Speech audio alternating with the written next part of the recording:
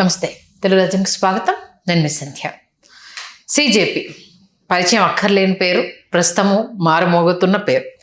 దాని అధ్యక్షుడు మన అభిజిత్ దీప్కే ప్రత్యక్ష రాజకీయాల్లోకి వస్తారు అనేసని, పార్టీలు గాలాలు వేస్తున్నాయనేసని, వాళ్ళతో కలిసి పనిచేస్తాడని రకరకాల వార్తలు నిన్నటి వరకు విన్నాం. వాటన్నిటిని పటాపంచలు చేస్తూ సిజేపీ ఉద్యమ పార్టీగానే ఉంటుంది, మేము మొదటి నుంచి చేస్తున్నట్టు ఒక అంశానికి సంబంధించి ఆ పోరాటం కొనసాగిస్తాము అనేసని చాలా స్పష్టంగా చెప్పడం జరిగింది. ఒకవేళ కనుక నెక్స్ట్ ఉద్యమం స్టార్ట్ చేస్తే ఎటువైపు వెళ్తే బాగుంటుంది అన్న అభిప్రాయాలు మీకు ఏమైనా ఉంటే మా కామెంట్ రూపంలో తెలియజేయండి. మరి నెక్స్ట్ స్టెప్ విద్యా వ్యవస్థకు సంబంధించి ఉంటే చాలా బాగుంటుంది అంటూ యువత నుంచి, పేరెంట్స్ నుంచి వినిపిస్తున్న పెద్ద నినాదం ఇది.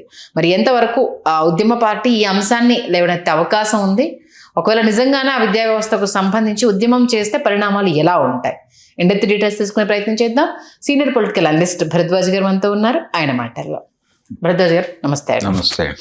విద్యా వ్యవస్థ ఎంత మాట్లాడుకున్నా, ఎంతసేపు డిస్కషన్ చేసినా మాటలకే పరిమితం అవుతుంది తప్పితే ఆచరణలోకి కొన్ని సాధ్యం కావు అని మనం దశాబ్దాలుగా చూస్తూనే ఉన్నాము. ఈ మధ్యకాలంలో అయితే ప్రైవేట్ వ్యవస్థ ఎలా వేళ్ళూనుకు పోయింది అనేది కూడా మనం చూస్తున్నాం. మరి అభిజిత్ దీప్కే, అలాగే మొన్న ప్రశాంత్ కిషోర్ ఇవాళ పొద్దున కూడా ఏదో టీవీ ఛానల్కి ఇంటర్వ్యూ ఇస్తూ విద్యా వ్యవస్థ ప్రక్షాళన దిశగా రేపటి రోజు మేము ఉద్యమాలు చేస్తాము అనేసి చెప్తున్నారు. అంత పెద్ద ఉద్యమం విద్యా వ్యవస్థ విషయంలో వచ్చే అవకాశం ఎంతవరకు ఉంది? సిజేపీ నెక్స్ట్ స్టెప్ అదే అయితే పరిణామాలు ఎలా ఉంటాయి? అంటే సిజేపీ ఓపెన్గా ఈ రోజు ఆయన మాట్లాడింది అయితే మేము ప్రెజర్ గ్రూప్గా ఉంటాము, అంతకు మించి వెళ్ళదలుచుకోలేదు. అంటే ఒత్తిడి తీసుకురావటం అనేది ప్రోగ్రామ్.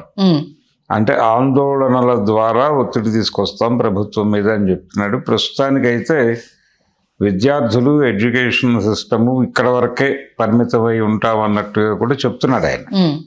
చెప్పి నెక్స్ట్ ప్రోగ్రామ్ కూడా చెప్పేశాడు. ఈ సివిల్స్కి సంబంధించి జరుగుతున్నటువంటి వ్యవహారాలు, అక్రమాల మీద విద్యార్థుల్లో కొన్ని విమర్శలు ఉన్నాయి, వాటి కేంద్రంగా పనిచేద్దాం అనుకుంటున్నామని కూడా చెప్పాడు.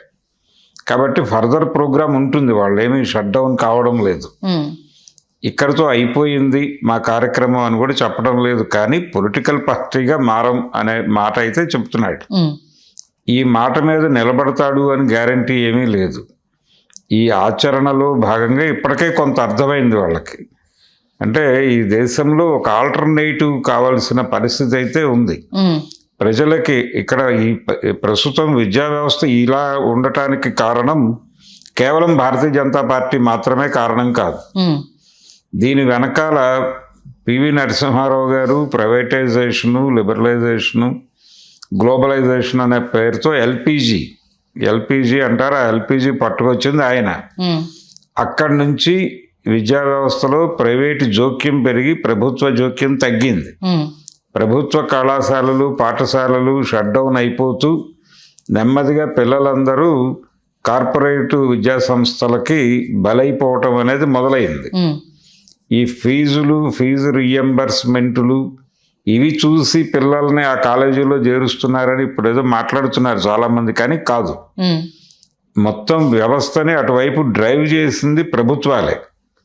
ప్రభుత్వాలు సీరియస్గా ప్రభుత్వ పాఠశాలలు నిర్వహించిన రోజుల్లో ప్రతివాడు ప్రభుత్వ పాఠశాలలోనే చదవడానికి ట్రై చేసేవాడు. మా చిన్నప్పుడు పరిస్థితులు అవే. లేదు సార్, మా స్కూల్ డేస్లో కూడా గవర్నమెంట్ స్కూల్స్ ఉన్నాయి, దాంట్లో English medium schools. I'm from Telangana. Mancherial, ఒకప్పుడు ఆదిలాబాద్ డిస్టిక్, ఇప్పుడు మంచిర్యాల డిస్టిక్ అయింది. ప్రైవేట్ స్కూళ్లకు ధీటుగా గవర్నమెంట్ స్కూల్స్ పోటాపోటీగా రన్ అయిన సందర్భాలు 2006 వరకు ఉన్నాయి సార్. లిటరలీ 2006 వరకు ఉన్నాయి. అయితే ప్రభుత్వ పాఠశాలల్లో సీటు దొరకకపోతే మాత్రమే ప్రైవేటు వైపు వెళ్ళేవాళ్ళు తప్ప సాధ్యమైనంత వరకు అక్కడే చదివేవాళ్ళు ప్రతి చోట. అప్పుడు అంటే మా స్కూలింగ్ డేస్లో 5th వరకు ప్రైవేట్ స్కూల్స్ ఉండేవి సార్. అప్పుడు 6th నుంచి హైయర్ స్కూల్స్, గవర్నమెంట్ స్కూల్స్ ఉండేవి. 1st to 5th వరకు ప్రైవేట్ స్కూల్స్. లోకల్ అక్కడ మనకు నియర్ బై ఉన్న స్కూల్లో ఉన్న తర్వాత మేము బెల్లంపల్లి, నేను government high school, girls high school ఉండేది. CPI English medium, CPI Telugu medium, తర్వాత మన గవర్నమెంట్ హై స్కూలు, ఇట్లా ఒక 6-7 స్కూల్స్ మేమున్న సరౌండింగ్లోనే ఉండేవి సార్, గవర్నమెంట్ స్కూల్స్. అదే అంటే నెమ్మదిగా వ్యవస్థలో బ్రతుకు భయం అనేది మొదలైంది. అంటే సాంప్రదాయ జీవన విధానం దెబ్బతినటం అనేది మొదలైన తర్వాత పిల్లలు మన పనులే చేసుకుని బతుకుతారు, చదువుకుంటే ఉద్యోగాల్లో కడతారు, లేదంటే మనం చేసిన పనే చేసుకుని బతుకుతారు అనే భరోసా నుంచి జనాలు వెనక్కి వెళ్ళారు. ఎప్పుడైతే చదువే విముక్తి అనే వైపు వెళ్ళిపోయిందో పరిస్థితి, అప్పుడు ఎక్కడ చేరిస్తే బాగుంటుంది అనే తపన మొదలై అడగటం మొదలు పెట్టేవాడు. అంతకుముందు ఏదో స్కూల్లో పడేసేవాళ్ళు తీసుకెళ్ళి. ఇప్పుడు ఎక్కడ చదివిస్తే ర్యాంకులు వస్తాయండి, ఎక్కడ చదివిస్తే మార్కులు వస్తాయి అని అడగగానే ఎవరో పేపర్లో ఇదిగో ఈ అడ్వర్టైజ్మెంట్లు వీటి ప్రభావం పడి ఆ స్కూల్లో చేరిస్తే చాలు, మన ఇక ఏదో బతికేస్తాడు, డబ్బులు కట్టేస్తే అయిపోతుంది అనుకుని అలా చేర్చేయటం మొదలుపెట్టారు. ఈ డ్రైవ్కి కారణం వీళ్ళే, ప్రభుత్వాలే.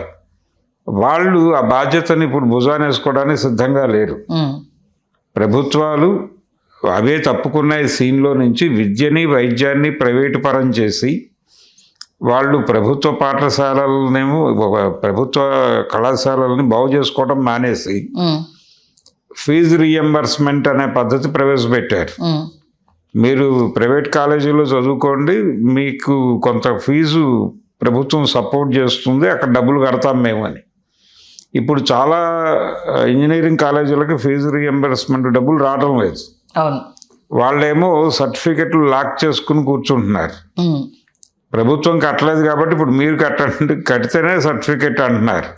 ఇది ఒక గొడవ నడుస్తోంది తెలంగాణలోను ఆంధ్రప్రదేశ్లో కూడా ఇదే పరిస్థితి. కాబట్టి ఈ ప్రభుత్వ విద్యా వ్యవస్థని ఎందుకు మీరు ఇలా ప్రైవేటు పరం చేశారు అని ప్రభుత్వాలని నిలదీయాల్సిన అవసరం ఒకటి ఉంది. అంటే విద్య అనేది చాలా భారంగా మారిపోయింది తల్లిదండ్రులకి. ఇప్పుడు ఆ నీట్ ఎగ్జామ్ లీకేజీ పేపర్లు కొనుగోలు చేయటం వలన అప్పుల పాలైన వాళ్ళందరూ వచ్చారు వీళ్ళ ఉద్యమంలోకి. కాబట్టి విద్యా వ్యవస్థ ప్రక్షాళన అని ఎవరు మాట్లాడినా దాన్ని గవర్నమెంట్ సెక్టార్లోకి తిరిగి తీసుకోమని అడగాలి. అంటే ప్రైవేటైజేషన్ అనే ప్రోగ్రాంకి వ్యతిరేకంగా మీరు మాట్లాడాల్సి ఉంటుంది. ఈ ఎల్పిజి నూతన ఆర్థిక విధానాల మీద మీ విధానం ఏమిటో, మీ రాజకీయ విధానం ఏమిటో ప్రపంచానికి తెలియజేయాల్సిన బాధ్యత ఉంది మీకు. అది అభిజిత్కి ఉంది, అలాగే పీకేకి కూడా ఉంది. వీళ్ళిద్దరూ చెప్పాలి.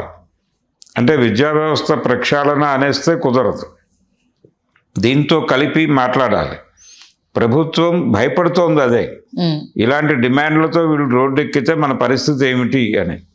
పైగా ఈ ఎడ్యుకేషనల్ ఇన్స్టిట్యూషన్స్లో డబ్బులు పెట్టిన వాళ్ళందరూ ప్రభుత్వ నిర్వహణలో భాగస్వాములుగా ఉన్నారు. మనం ఏపీ గవర్నమెంట్లో నారాయణ గారు మంత్రిగా కూడా ఉన్నారు. ఇలా ఇది ఒక నెట్వర్క్, రాజకీయాలు, ఈ ప్రైవేటు కాలేజీలు ఇలా అల్లుకుపోయినటువంటి ఒక బంధంలో నడుస్తున్నాయి ఇవన్నీ. ఒక దోపిడీ వ్యవస్థ నడుస్తోంది. దీన్ని షట్ డౌన్ చేయాలంటే చాలా పెద్ద స్థాయి ఉద్యమం అవసరం. ఆ ఉద్యమం రూపం తీసుకుంటే పొలిటికల్ స్టాండ్ తీసుకోక తప్పని పరిస్థితి వస్తుంది. అప్పుడు ఎలాంటి నిర్ణయం తీసుకుంటాడు అభిజిత్ అనేది చూడాలి. అంటే అసలు మీరు చెప్పిన దాని ప్రకారం అయితే ఇప్పుడు ఒకవేళ విద్యా వ్యవస్థ మీద మేము ఉద్యమించబోతున్నామని చెప్పినా ఇప్పుడున్న ఈ అంటే వేళ్ళునుకుపోయిన వ్యవస్థకు సంబంధించి ప్రక్షాళన అనేది, మార్పులు అనేది సాధ్యమే అంటారా? ఓపెన్గా మాట్లాడుకుంటే ఉద్యమం చేయటమే, రోడ్డు మీద వచ్చి జనాల్ని సమీకరించి మీరు ఇప్పుడు తెలంగాణలో ప్రభుత్వ పాఠశాలలు మూసివేస్తారని ఈ మధ్య ఒక వార్త వచ్చింది. అవును, రేవంత్ రెడ్డి గారు చెప్పారని చెప్పలేదని రకరకాలుగా ఉంది అది. అంటే ఇవన్నీ మూసేస్తే ఏమిటి వీళ్ళ ఉద్దేశం? ప్రభుత్వ రంగంలో కొన్ని పాఠశాలలే ఉంటాయి, ఆ కొన్ని పాఠశాలలకి పిల్లల్ని వాళ్ళు అవసరమైతే అంటే 10 గ్రామాలకు ఒకటి పెట్టి ఒక బస్సు ఏర్పాటు చేస్తాం జనాల్ని తీసుకురావడానికి. అంతకు మించి పెద్దగా రిజల్ట్ ఎలాగూ చూపించట్లేదు ఈ ఉపాధ్యాయులు. అంటే బయట ఈ 1, 1, 2, 2 లాంటి అడ్వర్టైజ్మెంట్లు ఇస్తున్న విద్యా సంస్థల్లాగా మీరు పెర్ఫామ్ చేయట్లా. ప్రభుత్వ పాఠశాలలను నెపమేసాడు ఈయన. నెపమేసి వీటిని మూసేస్తామని చెప్తున్నాడు. ఇది ప్రమాదకరం. ఇలాంటి వాటి మీద మీరు గొడవ చేయటం అనేది మొదలు పెడితే ప్రజల్ని సమీకరించుకుని ఈ ఆందోళనకి దిగి తిరిగి ప్రభుత్వాన్ని పాత పద్ధతుల్లోకి వెనక్కి నడిపించాలి. వెనక్కి నడిపించి ప్రతి ఒక్కరు అంటే చదువు అనేది భారం కాకూడదు. భారం కాకుండా పిల్లల్ని టీచర్లే పట్టుకొచ్చి స్కూల్లో వేసుకునేవాళ్ళు ఒక దశలో. పైసా ఖర్చు లేదు, వాళ్ళే భోజనం పెట్టేవాళ్ళు. పోనీ కనీసం ఆ భోజనం అయినా దొరుకుతుందని పంపించేవాళ్ళు పిల్లల్ని. ఆ పరిస్థితులు తిరిగి రావాలి. చదువు అనేది భారం కాకూడదు, చదువు మీద పైసా ఖర్చు ఉండకూడదు. పేరెంట్స్కి ఏదైనా బట్టలు కుట్టించడం ఇలాంటివి నార్మలే. ఆ కండిషన్లోకి తిరిగి డ్రైవ్ అవ్వాలి మనం అనే ప్రోగ్రాం తీసుకుంటే చాలా పెద్ద ఉద్యమమే చేయాల్సి ఉంటుంది వాళ్ళు. ఖచ్చితంగా. అప్పుడు నెమ్మదిగా వాళ్ళ స్టాండ్ ఏమిటనేది ఒక క్లారిటీ వస్తుంది. ఏ స్థాయిలో ఆల్టర్నేటివ్గా ఎమర్జ్ అవుతారు అప్పటికి. ఈ ఆల్టర్నేటివ్గా ఎమర్జ్ అయిన తర్వాత ఎన్నికల రాజకీయాల్లోకి రావాలా వద్దా అనేది అప్పుడు మళ్ళీ అంటే ఇప్పుడున్న మాట అప్పుడు ఉండదు అని అంటారు, అంతేనా? ఉండే అవకాశం లేదు. అంటే నిర్మాణం ఏర్పాటు అవుతుంది అప్పటికి. ఇదే పద్ధతిలో మూవ్ ఆన్ అయితే అంటే ఇంకా బలంగా పాతకపోయి ఉంటారు కాబట్టి జనాలు రిసీవ్ చేసుకోవడానికి కూడా ఈజీ వే అయిపోతుంది. ఈజీ వే అవుతుంది. అంటే ఎన్నికలలో పాల్గొంటారా లేదా రెండు మార్గాలు ఉన్నాయి దేశంలో. పార్లమెంటరీ మార్గంలో దేశాన్ని మారుస్తారా, లేకపోతే ఇక్కడ ప్రభుత్వాన్ని హస్తగతం చేసుకుని మారుస్తారా? ప్రజల బలం మీకు ఉంటే, అంటే ఇప్పుడు రాజకీయాల్లోకి రావటం, యాక్టివ్ పాలిటిక్స్లోకి మారటం అంటే ఎన్నికల్లో పాల్గొనటం మాత్రమే చూస్తున్నాం మనం. ఎన్నికలు కాకుండా ఇంకొక ప్రోగ్రాం కూడా ఉంది. మొన్నటిదాకా మావోయిస్ట్ పార్టీ చెప్పింది అదే. కాబట్టి అలాంటి ఎజెండాలు కూడా వెళ్ళొచ్చు. చాలా ప్రాంతాల్లో జంజీ ఉద్యమాలు జరిగిన చోట వాళ్లే ప్రభుత్వాలను హస్తగతం చేసుకున్న పరిస్థితి కూడా చూసాం మనం. అలాంటి కార్యక్రమం కూడా ఉంది. ఎటువైపు వెడతారు అనేది చూడాలి. అయితే వాళ్ళు ప్రస్తుతం ఈరోజు చాలా కీలకమైన డే వాళ్ళకి. బీజేపీ ఎదురు చూస్తోంది, వీళ్ళు ఎక్కడితో మనం ఏదో విజయం సాధించేసాం, జరిగింది ఏదో జరిగిపోయింది, ఒక ఫేర్వెల్ పార్టీ చేసుకుని డిస్పర్స్ అయిపోదామని చెప్తారేమో అని అనుకున్నారు వాళ్ళు. ఎక్స్పెక్ట్ చేసింది ఒకటి అనౌన్స్మెంట్, కానీ వీళ్ళు మేము ఇక్కడే ఉంటాం, ఇలాగే పనిచేస్తాం అని చెప్పి ఒక కమిటీని అనౌన్స్ చేశాడు అతను. ఈ సౌరవ్ దాస్ వీళ్ళందరూ వాలంటీర్లుగా పనిచేస్తారు అని చెప్పాడు. అందులో వివిధ రాష్ట్రాలకు చెందిన వాళ్ళు కూడా ఉన్నారు, హైదరాబాద్ బ్యాచ్ కూడా ఉంది అక్కడ. కాబట్టి ఇది అంత తేలిగ్గా వెళ్ళిపోయే వ్యవహారం కాదు అనేది ఒక క్లారిటీ ఇచ్చారు ఇప్పుడు వాళ్ళు. వీళ్ళు ఇస్తున్నటువంటి క్లారిటీ మార్గంలోనే చాలామంది ఇప్పుడు కొత్త పొలిటీషియన్స్, ఈ పీకే కూడా అలా మాట్లాడటం వెనకాల ఉద్దేశం అదే. వీళ్ళు తీసుకుంటున్న నిర్ణయం తాలూకా ప్రభావమే. ఇప్పుడు ప్రతి ఒక్కరూ విద్యా వ్యవస్థ గురించి మాట్లాడక తప్పని పరిస్థితి కల్పించేశారు వారు. సో ఆ ఏరియా నుంచి వాళ్ళు నెమ్మదిగా తల్లిదండ్రులు జీవితాలు, సమస్యలు, ఉద్యోగాలు, ఉపాధి అవకాశాలు దాకా విస్తరించే అవకాశం ఉంది. అంటే విద్య దగ్గర మొదలై అది నిరుద్యోగం వైపు కదులుతుంది. నిరుద్యోగము వ్యవస్థ, అసలు ప్రభుత్వ రంగంలో ఉద్యోగాలు లేకపోవడం, ప్రైవేట్ రంగంలో ఉన్నటువంటి గందరగోళం, ఇవన్నీ మాట్లాడటం మొదలుపెట్టేస్తే ప్రభుత్వ విధానాలన్నిటి మీద సమగ్రంగా గొడవకు దిగాల్సి వస్తుంది. కాబట్టి ఇది ఒక అడుగుతో మేము ఇక్కడ వరకే కంపార్ట్మెంటల్గా ఉంటామంటే కుదిరే వ్యవహారం కాదు. ఒక ఆల్టర్నేటివ్గా నెమ్మదిగా ఎమర్జ్ అవుతున్నాడు ఆయన. ఆ ఎమర్జ్ అవుతున్నటువంటి తీరుని అర్థం చేసుకొని వాళ్ళకి కావలసిన గైడెన్స్ ఇవ్వాల్సిన బాధ్యత ఈ దేశంలో ఆల్టర్నేటివ్ పాలిటిక్స్ గురించి ఆలోచిస్తున్న ప్రతి ఒక్కడికి ఆ బాధ్యత ఉంది. నువ్వు స్ట్రాటజిస్ట్ కాబట్టి ఏది ఎప్పుడు పేల్చితే ఏది ఎప్పుడు కరెక్ట్ లైన్లో పెడితే వర్కౌట్ అవుతుంది అనేది ప్రశాంత్ కిషోర్ కావచ్చు, అభిజిత్ దీప్కే కావచ్చు తెలియంది కాదు సార్. ఇద్దరు అదే లైన్లో ఉండి ఉన్నారు కాబట్టి ప్రజల పల్స్ వీళ్ళు కనిపెట్టినట్టుగా కొన్ని సందర్భాలు ఎవరు కనిపెట్టలేరు. ఇంకా వాళ్ళ స్ట్రాటజీ మైండ్ అలా ఉంటుంది కాబట్టి. అవును, ఆయన స్ట్రాటజిస్ట్గానే వ్యవహరిస్తున్నాడు ప్రశాంత్ కిషోర్. అయితే ఈయన కొంత మానవీయ కోణంలోనే మాట్లాడుతున్నాడు. పైగా ఈ జై భీమ్ నినాదం, అది దానికే ఒక పవర్ ఉంది, ఇవన్నీ మాట్లాడాడు ఆయన ఈ దీనిలో భాగంగా. ఆయన్ని ఎక్కడో చోట కంట్రోల్ చేసి పక్కకి నెట్టేయాలి, యువతని చేల్చటం కోసం వాళ్ళు చేసిన విద్యార్థి లోకాన్ని చేల్చడం కోసం వాళ్ళు చేసిన ప్రయత్నం కూడా ఫెయిల్ అయింది. ఓకే. ఈ రిజర్వేషన్ హఠావో అనేది ఫెయిల్యూర్ ప్రోగ్రామ్గా మారిపోయింది. అవును. అదొక విజయం సాధించి ఉన్నాడు అతను. సో ఇవన్నీ కలిపి ఎడ్యుకేషన్ లైన్లో నిలబడినా చాలు వాళ్ళు. చూద్దాం ఎంతవరకు ఆ ప్లాన్ చేస్తారనేది. అది ఒకవేళ చేస్తే ఎలాంటి మలుపులు తిరుగుతుంది అనేది. అంటే విద్యార్థులు ప్రాక్టికాలిటీలోకి వచ్చి వాళ్ళ ఆచరణలోకి వస్తే చాలండి. ఇప్పటిదాకా దూరంగా ఉన్నారు వాళ్ళ ఆచరణకి దగ్గరగా విద్యార్థుల్ని తీసుకురాగలగటం అనేది చాలా మార్పులకు దారితీస్తుంది. ఖచ్చితంగా మీరు అసలు ఎవరు ఊహించని రిజల్ట్ అది. అవును. బట్ ఎంతవరకు ఇంతే చిత్తశుద్ధిగా విద్యార్థులు తమ హక్కుల కోసం పోరాడతారనేది కూడా ఒక క్వశ్చన్ రేజ్ అవుతుంది. దాని తల్లిదండ్రులు కూడా ఎలా సపోర్ట్ చేస్తారనేది కూడా పాయింట్ అవుతుంది. అవును. చూద్దాం ఎలాంటి మలుపులు తిరుగుతున్నాయి. ఎందుకంటే మన జరిగిన ఆ ఉద్యమానికి సంబంధించి ఏదైనా జరగవచ్చు అన్న ఒక కంక్లూజన్కి అయితే చాలా మంది రావడం జరిగింది. అవును.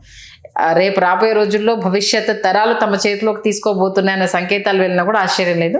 మంచి విశ్లేషణ అందించారు. Thank you so much sir. Thank you.